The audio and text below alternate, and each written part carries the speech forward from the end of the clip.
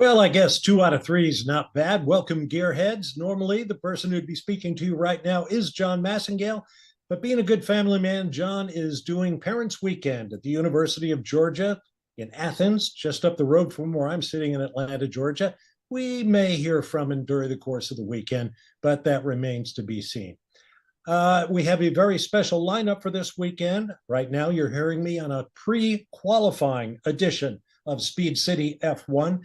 We will also be doing a pre-race show tomorrow night at midnight Eastern. No post-race, and this qualifying show is pre and not post. You know, we're a bunch of old fogies, and staying up till 3 and 4 in the morning just doesn't appeal anymore. Anyway, I'm Bob Varsha. I'll be your host, no extra charge.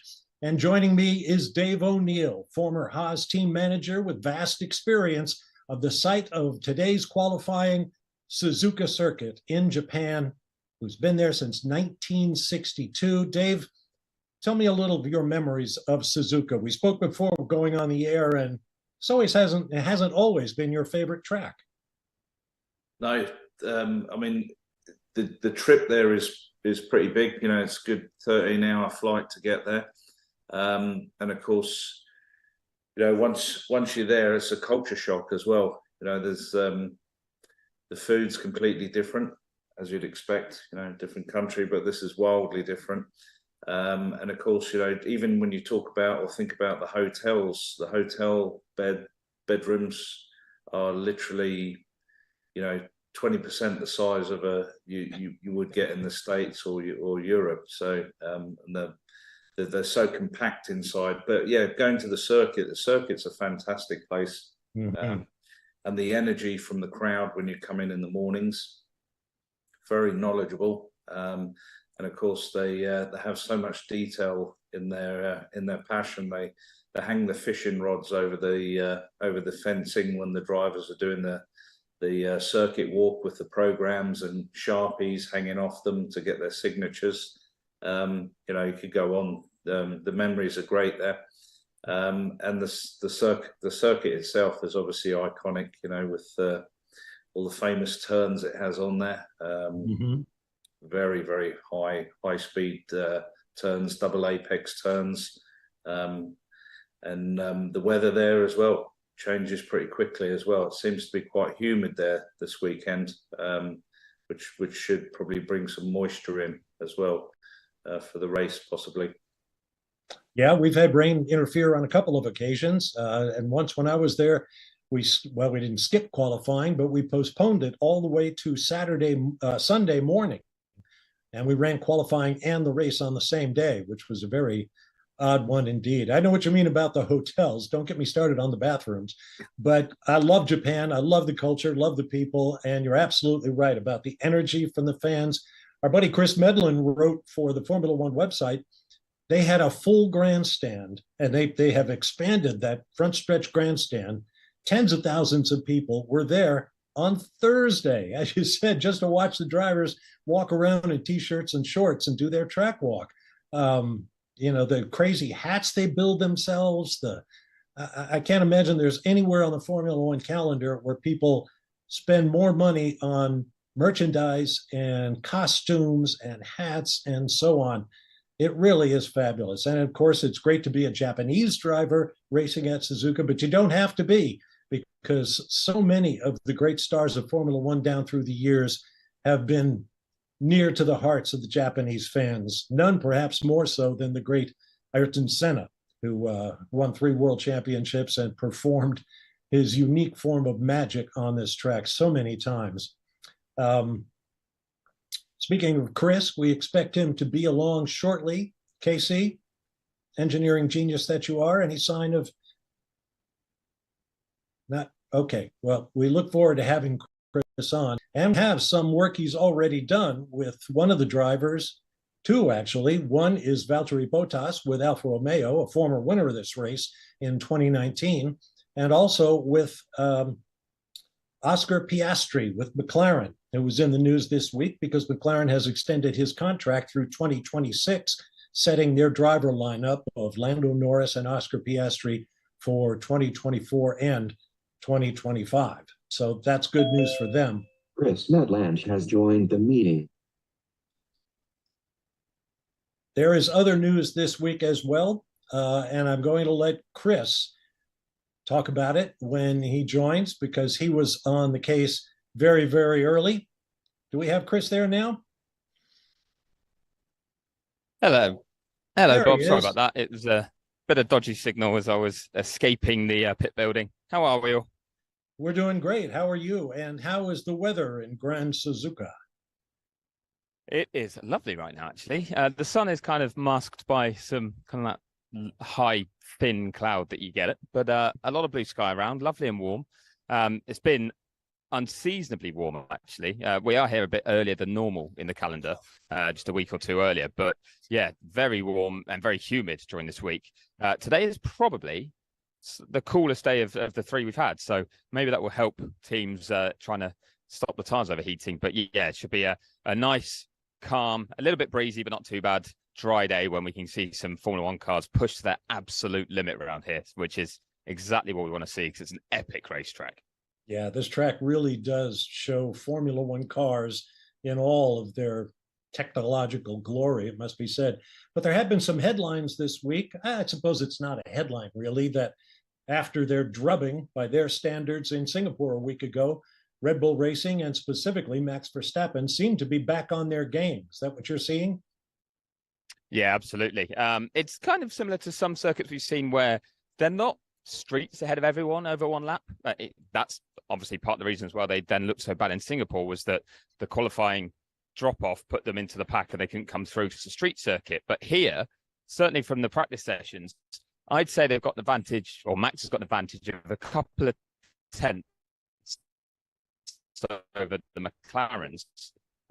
Ferrari didn't really show their hand in FP3. Mercedes have been struggling actually a little bit in terms of getting the car balance right. But the gaps are pretty small. A lot of drivers were complaining about tyres overheating and things like that. So, sorry there. Have you guys still got me? Yeah, you're just a little garbled there, Chris. I know it can be hard to get a solid Wi-Fi signal, but keep trying. It can, yeah. I'm actually on the local mobile network, hoping that will hold up for me while all the fans are streaming in. But yeah, it was just a lot of tires have been overheating, and long runs have been more tricky for teams, and that's where Red Bull just excel. They look after their tires so much better. So even if we get a qualifying that doesn't end with a Red Bull on pole position, absolutely the favourites to win the race still. And it looks like it's going to be a two-stop race for the reason you just mentioned, the tire degradation. Yeah, absolutely. It's pushing all the teams in that direction. They were... Mm-hmm. Yep, I think we've got a bit of a delay. That's the beauty of being on the other side of the world right now, isn't it? But yeah, it's looking very much like a two-stopper. I think with the fact that this track surface is breaking up slightly in certain ways. That's the way it was described by George Russell yesterday, that it's very low grip on the surface. So cars are sliding around a lot more than they'd expected to, and that leads the tyre surface to overheat as well. And that's going to then lead to degradation issues further down the line. So yeah, a two-stopper is certainly looking more likely, which would be a bit of fun. Not great news for the likes of Haas, who obviously struggle with their tyre wear during race trim. But yeah, it will maybe add an extra variable tomorrow because, as I said, I think we're going to get a dry race, so we're not going to have weather to really concern us. It's worth pointing out at this point that Red Bull can clinch the Constructors' Championship this weekend if they could reach a 309-point gap over their nearest rivals from Mercedes and Ferrari. Sounds like an inevitability, but still, it should be fun to watch. Yeah, I mean, Red Bull will have to get one extra point over Mercedes. So that's the only one they need to extend over, which, I mean, not a tall order really for Red Bull, is it? Yeah, we can probably say that's there's a good possibility of that happening. Ferrari needs something pretty special to stay in the fight from beyond this race. They, I think, need to take more than 23 points off Red Bull to be able to be in the frame mathematically and therefore delay it from here. So it's looking like an inevitability, but there's a little bit of pressure on it in the sense that Red Bull have admitted they'd love to get it done here and now. A lot of Honda personnel here. There's a lot of focus on the success of the Honda project with Red Bull. I've actually noticed Aston Martin are putting a lot of effort into Japanese culture this week, and they've got a lot of work going on there because they're going to partner with Honda in future. But Honda have shown no interest at all in the Aston Martin deal and the fact that they'll partner with them in 2026, because they're still saying, well, look what we're doing with Red Bull right now. We're winning. So, yeah, I think they'd love to get it done tomorrow. Yeah, I would imagine. Dave, let me ask you this. I saw some notes about Red Bull doing what's fairly commonplace in Formula One now for promotional reasons. You have a team that goes to a town, in this case, Tokyo, and they run a car around the streets, and the drivers are there for autographs and all sorts of displays and pit stop practice and all that sort of thing going on. How large is the potential of that becoming a distraction for a team preparing to go for a championship on what could be the most important weekend of the year for them, racing in their engine supplier's hometown? Or do they have a whole separate team that does these road shows? Yeah, so that's quite interesting, really. So the when all the test teams got disbanded, Red Bull took it, I guess, upon themselves, and with maybe a little bit of a joint effort with F1 to go ahead and do a promotional team.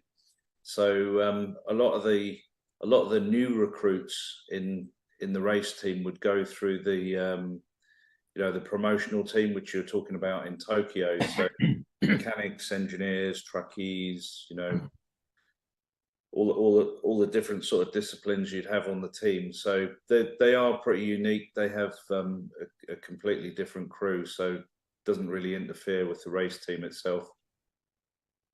Something else that happened this week, or came out, actually happened last week, or last weekend, and I thought this was bizarre. The FIA told a gathering of the teams that they made a mistake in not penalizing Max Verstappen and young American Logan Sargent for impeding other drivers on the streets of Singapore. I mean, what are we to make of that when they come out and say, oops, our bad, we stubbed our toe? I mean, there's no way you can make up for it. How would you handle something like that? I would imagine there was a lot of eye rolling going on around the room.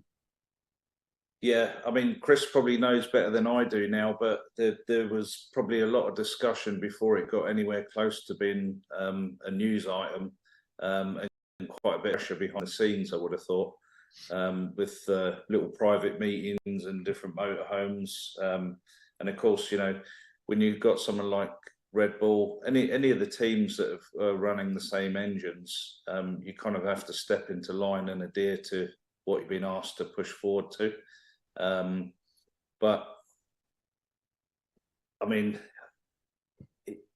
being blocked, and especially around Singapore was dangerous. There was definitely some danger there. There wasn't anywhere to go, and you saw what happened to Stroll. I mean, he didn't get blocked, but the one small mistake, and you have a huge accident like that. You had to miss the race, etc.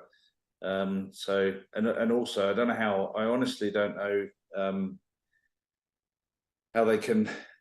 I mean, there's so many cameras around the place. They should be able to work out. There's so many systems on the car, so all the drivers that are doing the slow laps, they have radio communication. They have lights on the steering wheel to say, cars are en route. Obviously they know they're not going for a flying lap, so they must keep out the way.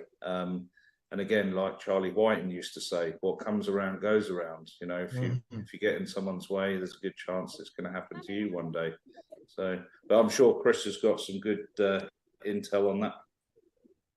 Yeah, it was quite funny, as you say, that there's a lot of discussion about it, where questions were asked actually of different team members, both on Sunday in Singapore, but even coming here, because privately they'd say, yeah, that was odd, that didn't make sense to us. Publicly they'd be like, well, we need to speak to the FIA, and that sometimes only really happens at the racetrack, doesn't it? Certain people can access personal numbers and things like that, but in reality, easiest thing to do is walk into race control when it's set up at a circuit. So it was actually here, it seemed to build some momentum. Most drivers were fairly coy on it last week, but I remember Charles Leclerc on Thursday was admitting he was surprised.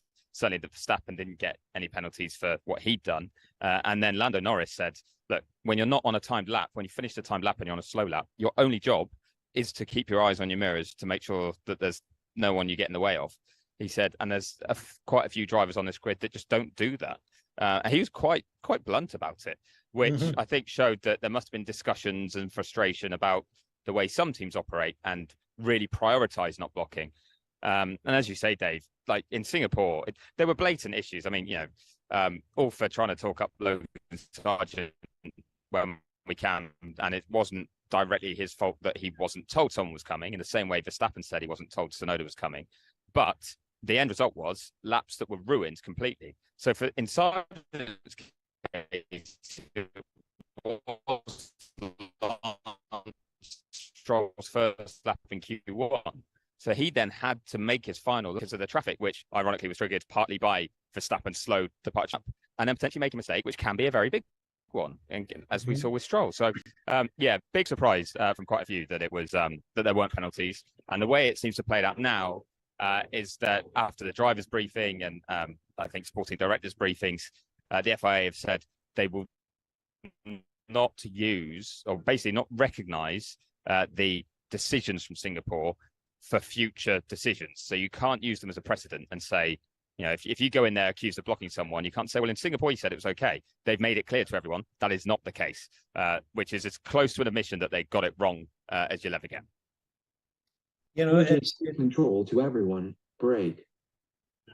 It amazes me that with all the technology of Formula One, that certain areas have been allowed to fall through the cracks over the years. One was weather. Formula One went the longest time, and nobody really knew what to expect from the weather. They didn't have forecasting worthy of the name. And it's the same with these drivers overtaking. They're always saying, why didn't you tell me a fast car was coming? We've heard from Tim Mayer, who leads a lot of the stewards boards around the world, that they have all the information they could possibly need in the stewards room. Presumably they have that down in the pit areas too. And, they could be a bit more careful when it comes to warning their drivers about oncoming traffic. Chris Anyway, Medland. we're on our way and we've got a break coming up and we'll be back. We're going to hear from several of the drivers out there and anybody that Chris can scrounge up, and we'll take your calls a little bit later in the show if anybody is still up at this hour. Stay with us.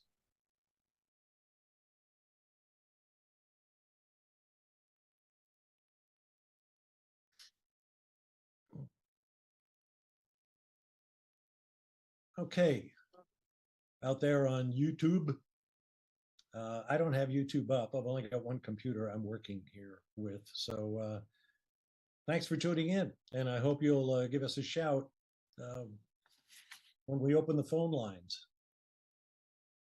I'll give you the number right now. It's 512-643-5483.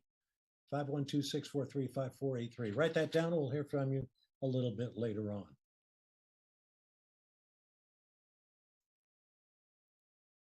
I'm going to try and stalk some personnel from a static vantage point. Okay, Chris, to give you some time to do that. I seem to drop in and out a little bit moving around this paddock. Yeah, when we come back, why don't you? I'll go to you, and you can throw to your Oscar Piastri interview since he's man of the hour. Perfect. Yeah, that sounds good. And I'm assuming we haven't yet spoken about the AlphaTauri news that came out today. We have not. Which I can. Okay, so I can tee that up that we had that. Yep. But then I'll move it on to the McLaren part and tee up Oscar, and then I'll see if I can move to near AlphaTauri and see if I can grab anyone there. I'm not sure actually, because Franz Tost is on the way out. He's just not doing media now, so there might not be anyone who wants to or is willing to speak. But I've provisionally said I'm going to annoy someone from Mercedes because Toto Wolff's not here, so just to give us a bit of an oversight as to how the team operates when he's not at the track. When the cat's away, and so on. Bradley. Exactly.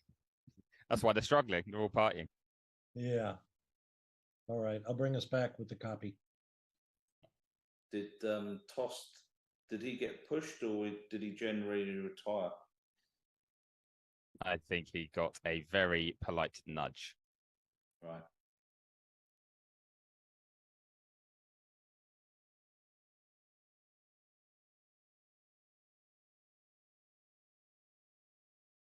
Hi, this is Karun Chandok, and you're listening to Speed City. Welcome back to the fastest hour in radio, Speed City. Folks, Speed City F1 on SiriusXM is brought to you by CrowdStrike. We all know how sophisticated cyber attacks can be at the office, the racetrack, and everywhere in between. Well, CrowdStrike stops even the most sophisticated cyber attacks.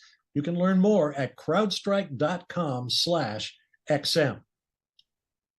We're back. I'm Bob Varsha with Dave O'Neill, former Haas team manager, and with Chris Medland on the ground with his mic in hand at the Suzuka Circuit.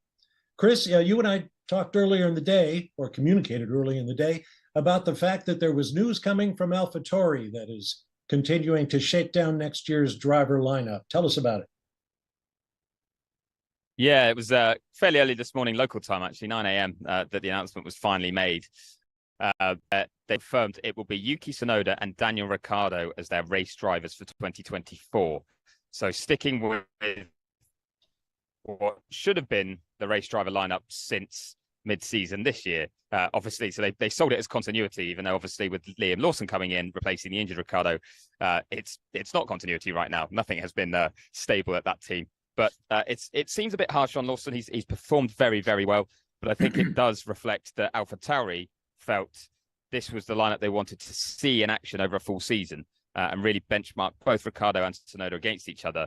They wanted to announce Tsunoda here anyway because it's a home race. But in the end, they decided to pull forward an announcement that they were going to make later about Ricciardo because he's not in the game unfairly. So, it's going to be Ricciardo and Tsunoda, with Lawson remaining as the reserve driver for both Red Bull and AlphaTauri. That's been confirmed. But also, it's not the only driver contract news we've had this week, actually. We've had an announcement of, I'll say, slightly unexpected confirmation of an extension for Oscar Piastri. So Oscar was tied in on a multi-year deal already at McLaren. As I understood it, it was the first 2 years were secure with an option for a third year. But McLaren was so impressed with the job he's been doing.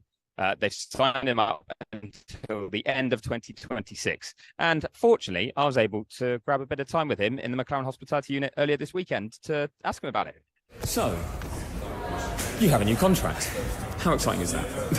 Very, very exciting. Obviously, it's always nice to have your future secured for more years to come. So, very, very happy. Obviously knew I was already here for next year, but it's a pretty nice feeling to have an extension, halfway through your first season already. So, very happy. Keen to keep working with the team. They've been, of course, very passionate to have me involved, and it's been, a nice reception, and I feel like we've made a lot of progress through the year, both as a team and also for me personally. And I feel like I've improved through the season, gotten back up to speed at the start, but I feel like I'm getting better and better, more comfortable, both in the car and, of course, with the team. Excited for the years to come. How much does it kind of show maybe you've exceeded your own expectations that, at this point of the year, you've got an extra 2 years bolted on already, the team were keen to tie you in. Andrea was saying earlier today that actually they wanted to prove to you that this team was moving forward so that you would be up for staying longer. It's just very exciting, I think, it shows, I think, from both sides, we were both mutually happy to extend it so early. I think, I think for myself, maybe the season hasn't, I wouldn't say it's exceeded my expectations from a personal level. I think maybe I just didn't expect to honestly have a car that's been able to fight like we have in the last 4 or 5 weekends or more. So I think maybe that's sort of helped a little bit. When you have a good day, you can fight for a podium now.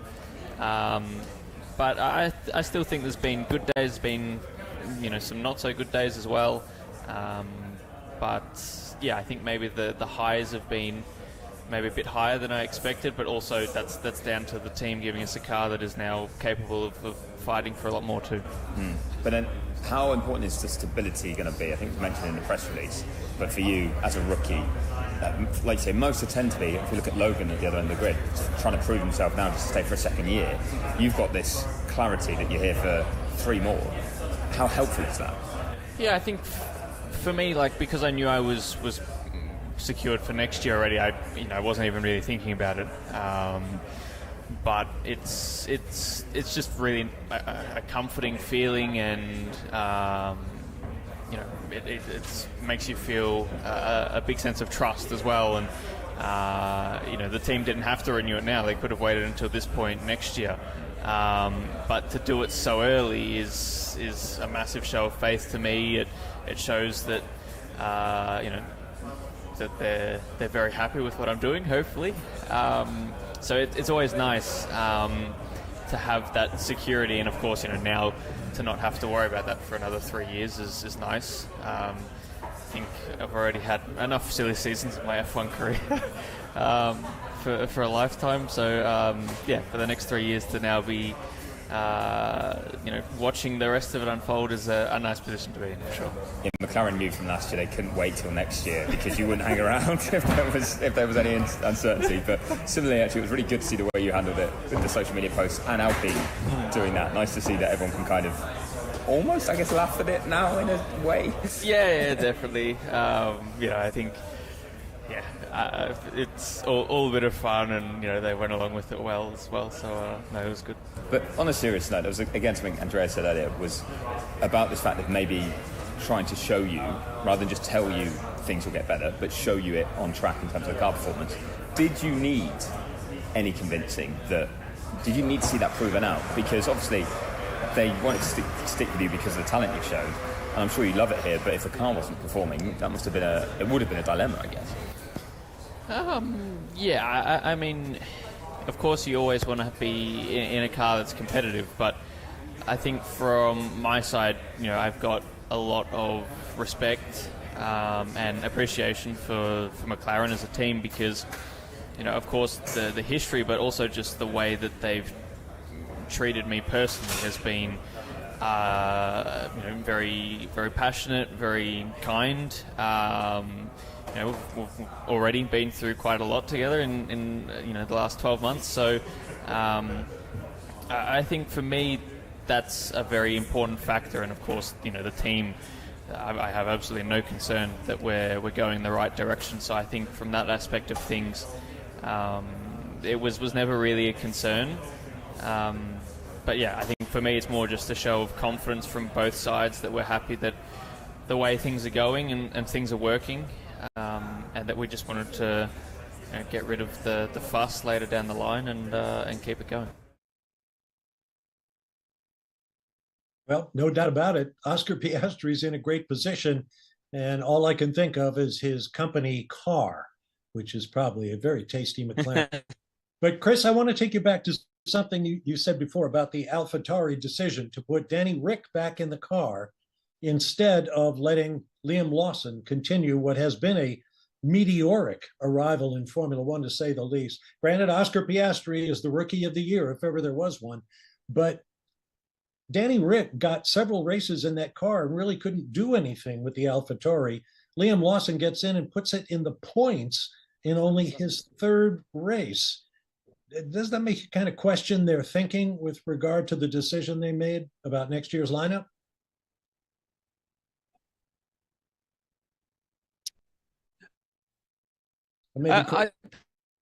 I'd say no. I'd say that if we look at the way, so that was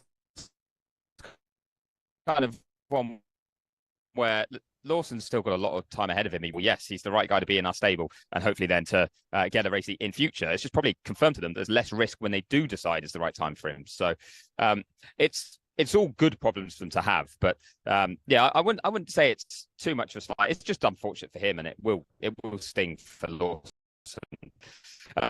Just to move on slightly from Red Bull and AlphaTauri right now, I want to talk Mercedes a little bit because I've got Bradley Lord with me, the Chief Communications Officer. Bradley, because alongside Andrew Shovlin, you're basically running the team this weekend in Toto's absence. That's a bit daunting. I think when Toto's not here, what he's doing at a race weekend splits between a number of us.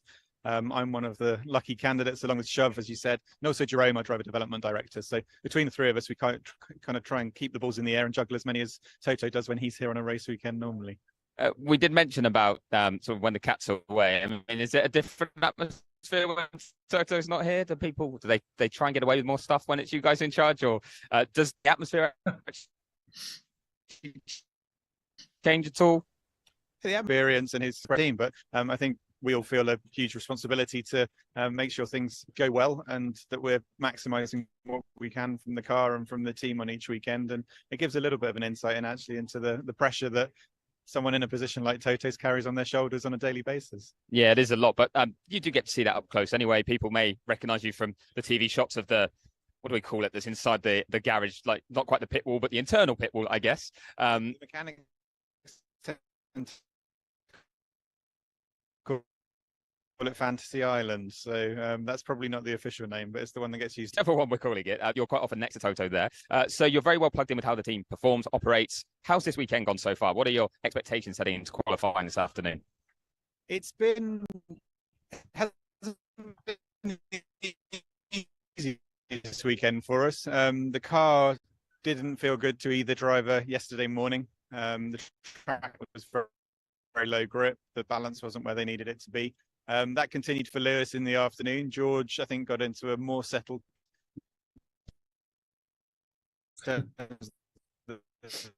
setup, was P5 on the timesheets, and we had decent long runs, but again, not troubling the fastest. This morning, Lewis is a lot happier. George, him, and also repairing some damage that he had on the car on the right rear corner in FP3. That should put him back in a happier place. And it looks like, honestly, behind the two McLarens and Verstappen, it's going to be an incredibly close fight for, the second row, third row of the grid. And we'll hope to be at the front end of that battle. Yeah, so yourselves, Ferrari, Aston Martin, I guess, maybe even a Williams in that fight? I think from what we can see, it's more ourselves, Perez and the Ferraris, and then Williams and Alonso, potentially very few laps on those soft tyres. Everyone is going to have a slightly gradation circuit. We saw Heidegg yesterday, so people have E-bases there, and that leaves you a little bit short soft tyres for qualifying. So could be interesting. Could also be a little bit nervous towards the end of Q1 and Q2 because the time that an imperfect lap and suddenly, or imperfect positioning or something else, and suddenly you could find yourself with a nasty surprise on your hands. Take the call from Toto if it doesn't go well. We don't have to take a call because he's there on the intercom, so he'll be plugged in and speaking with us through the session as he was yesterday as well. So no, we'll get the full force and the full benefit of his input in real time. Awesome. Thank you very much, Brad. Good luck today. Thank you. There we go. So that's the latest from Mercedes heading into qualifying. Sounds more like the headmaster at a prep school. As I actually mentioned about Oscar Piastri, we're talking about his contract. They're in a good place today, McLaren. Yes, they are. Second and third in free practice 3. And I bet that was a heck of an interview you had with Bradley Lord there, if we could have heard the whole thing. But, such as technology. I thought the Japanese invented Wi-Fi. Perhaps not. Okay, we've got another break coming up. After it, we'll take calls. The number is 512-643-5483, 512-643 live, and we'll be back.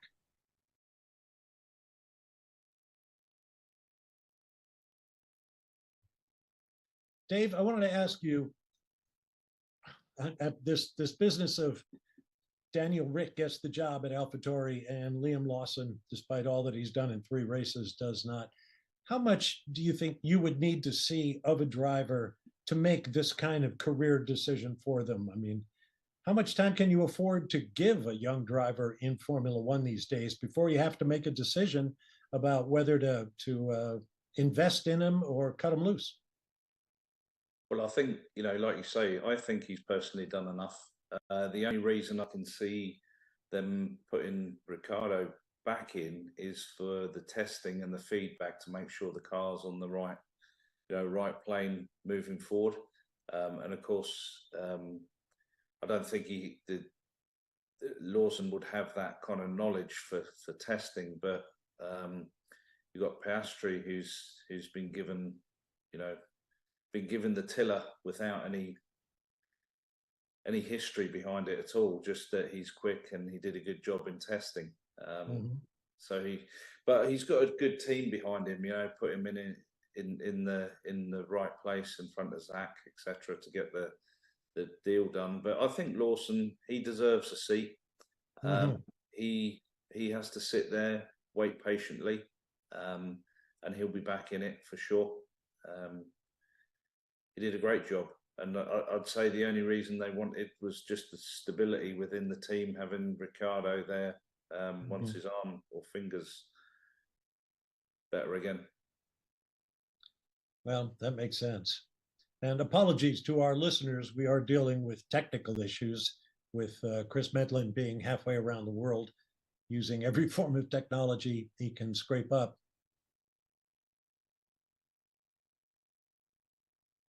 We're back.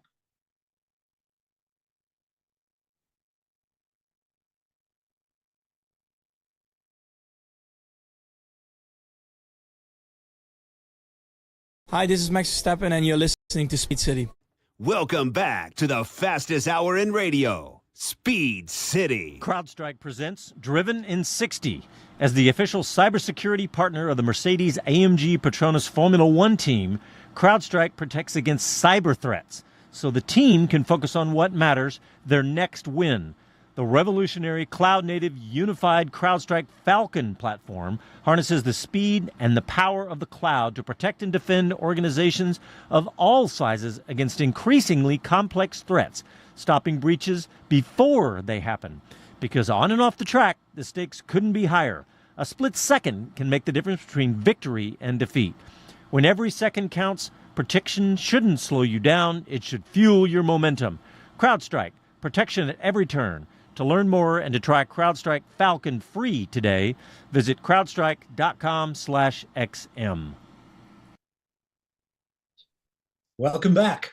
I'm Bob Varsha, and this is Speed City F1 pre-qualifying on this one special occasion, mainly because they're halfway around the world and we want to go to bed at a reasonable hour. But we'll have plenty of time to talk about qualifying tomorrow pre-race. There will be no post-race show, but Sunday night, I'm sure you'll hear a lot of talk about the race. Wednesday on Wheel to Wheel with Chris Medland and John Massingale. And of course, we'll have 2 whole weeks to talk about it until the next round of the championship, round 17 in Qatar, where Max Verstappen may pick up his 3rd world championship. Dave O'Neill's with us. Dave, all this talk about young drivers, word was passed this week that the FIA is poised to deny 3 of the 4 applications to become a part of the Formula One grid beginning in 2026. And it's also rumored that one of those 4 will get the nod to join the series, and that's Michael Andretti's Andretti Global team. What are your thoughts about Michael being able to join Formula One? Well, I think it's, for me personally, I think it's a great bit of news coming out. And of course, they have a decent partner with them, with Cadillac. So they have a structure there. It'd be interesting to see which power units they're going to use to do their first season or 2 until Cadillac get up and running, if that's the way they're going to do it, of course. And then how they're going to orchestrate it, whether they're going to run the team from the States or whether they're going to bring it to Italy or the UK to run it. So I think there's, they have 20, 30 people in the UK currently working behind the scenes, putting processes in place. And, so they've taken the gamble and pushed ahead there. But yeah, it'd be good. I mean, for sure, Michael's going to want to put American drivers in the car, which is great for us. I think, it's been time, too much time has passed before having a couple of American drivers on the grid. There's plenty good ones here. We just need to unearth them and get them in. But the biggest struggle, of course, will be if they do get the entry, is how they're going to catch up with the testing time. And one of the biggest biggest problems you have is getting the team to work together and getting all the cogs turning at the same time to take full advantage of every movement you make on the track. Those are the difficult bits, but the first bit they've been through, a couple of years in the making, and I hope it happens. Yeah, you say 2 young American drivers on the grid. If they chose to go with maybe one American, we all know there's at least one talented young rookie out there who's not going to be driving in the near future, and that's Liam Lawson. They may want to have a look at a guy like him. But one way or another, I hope the rumors are true, and I hope Michael Andretti can join the grid. Chris was going to go looking for a stronger Wi-Fi signal. Did you find one, Chris? No, apparently Well, not. I thought I did, and just as you've thrown to me, it's been breaking up. So I believe we're probably still on quite a long delay. But just on 2 points. One is an update for everyone there with the Andretti situation. That's still kind of nothing changed compared to what we've been talking about for a number of months now, and it would still need approving by Formula One itself. They'd need to do a commercial deal with Formula One. So the big barrier still means that Formula One might say, no, we want 10 teams, even if the FIA do put them forward. But I just want to do a bit of digging around that too, because the teams that were listed as being turned down or informed that they've been turned down by the FIA was a team called Lucky Sons, and then it was High Tech and Rodin Carlin, who are currently competing in Formula 2 and below. But I was aware that there was maybe some other interest for some other teams as well, which were not listed in that. So I want to find out if those applications never actually became official, or whether they were ones that have still been looked at. I'm not too sure on. The FIA have not publicly said anything about any team and any entry. That's what's clouded all these waters. But so Andretti, everything still trends towards the FIA putting them forward, but it's just not yet clear what Formula One themselves would do. Something else as well, actually, Dave mentioned, I think in the break, about Liam Lawson and Daniel Ricciardo and the situation there and why they'd go for Ricciardo. A big part of it is also marketing. If you've got to think right now, Ricciardo's recovering from injury, you'd normally delay for a bit and just make sure he's fine when he comes back. But that team is set to rebrand next year from AlphaTauri to something as yet unconfirmed. And who are you going to want as the face of that rebrand? It's Daniel Ricciardo. So he's not going to be the face of it if he's your reserve driver. You've got to make him your race driver. And he did show promising signs. And I think Red Bull are very keen to see, could he really become a future Red Bull driver again? We're only going to know if he races for a year. So I think they're the two main reasons they've gone for with that, as well as everything that Dave says about testing and the benchmark and the experience he has. That will also show up against Yuki. I think it's a combination of factors that have really counted against Liam right now, but he's still done his stock no harm at all. Interestingly, though, the fact he was announced as a reserve driver suggests that the Williams seat, which is as yet unconfirmed, but I still believe Logan Sargent is likely to keep, is not meant to be an option at this stage for Lawson. The Red Bull have not pursued trying to put him in there. Well thought out response, Chris. And I know you have some material with Valtteri Bottas, a former winner of the Japanese Grand Prix, on tape. We'll get to that in our final segment. Right now, tell me what you've seen through the free practices and who looks good for qualifying coming up in 11 minutes. Yeah, kind of hinted at, wasn't it, with that chat with Bradley from Mercedes. But McLaren looked like they're really snapping at Red Bull's heels. Max Verstappen looks comfortable, looks good, looks back to his normal form. Sergio Perez was struggling a fair bit more. I think FP3 was a little bit unclear because the wind did pick up a bit in that session. I spoke to someone from Williams who said they felt like they went too far away from what had been strong one-lap pace, trying to improve the race pace, and the car was a bit more of a handful over one lap, and they need to kind of find a sweet spot in between. But that was clouded by, certainly in the final sector, there was a tailwind out of the final chicane and through the final corner that caused a couple of nervy moments for both drivers. And I think that's actually going to settle down slightly for qualifying. So I think, Williams, certainly with Alex Albon, a chance of a Q3 there, fighting with, as Bradley mentioned, Fernando Alonso and the Mercedes pair, potentially not too far ahead as they fight with the Ferrari. So FP3 was Verstappen from Norris and then Piastri. Norris has been top three all weekend, and he hasn't said the car feels good, he says it is quick. And on Friday, he felt McLaren were closer than they've been at most circuits to Red Bull at that stage of a weekend, and they normally get better. So, yeah, I think that pecking order is very much Verstappen, the McLarens, then Mercedes/Ferrari. And I think I'd actually expect Ferrari to come out on top if we look at their recent form there. And then, yeah, you're looking at Alonso, Albon, maybe a Haas sneaking into Q3. There was some good one-up pace from Haas in FP3 as well.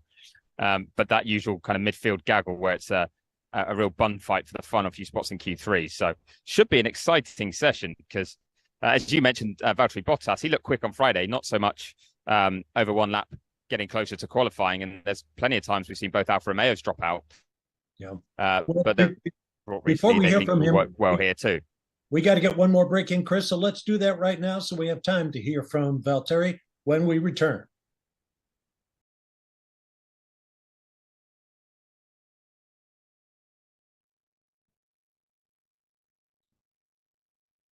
Well, it's getting off 5 minutes early for the BBC. Kind of puts I got you. You're harshing my buzz here.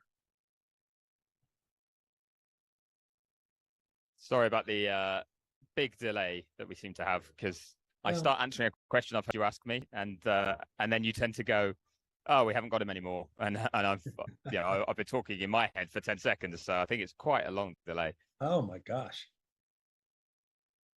Well, apologies to our listeners. Anyone phoned in? Okay.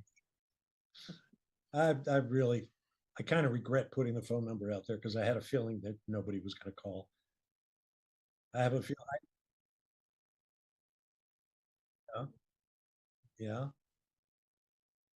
Well, all the usuals. The regulars are in.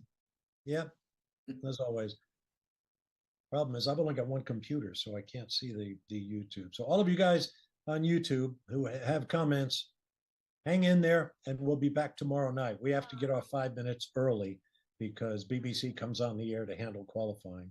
I love being a post-event show because we can take as long as we damn well please.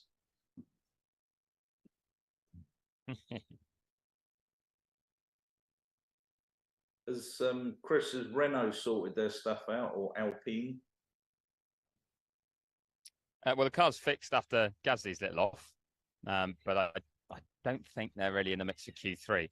Did speak to Julian, their new sporting director, yesterday, and yeah, he's very pleased with the way the team's responded to the recent changes. Yeah. Where did he come from? Coming back. He was at Arden.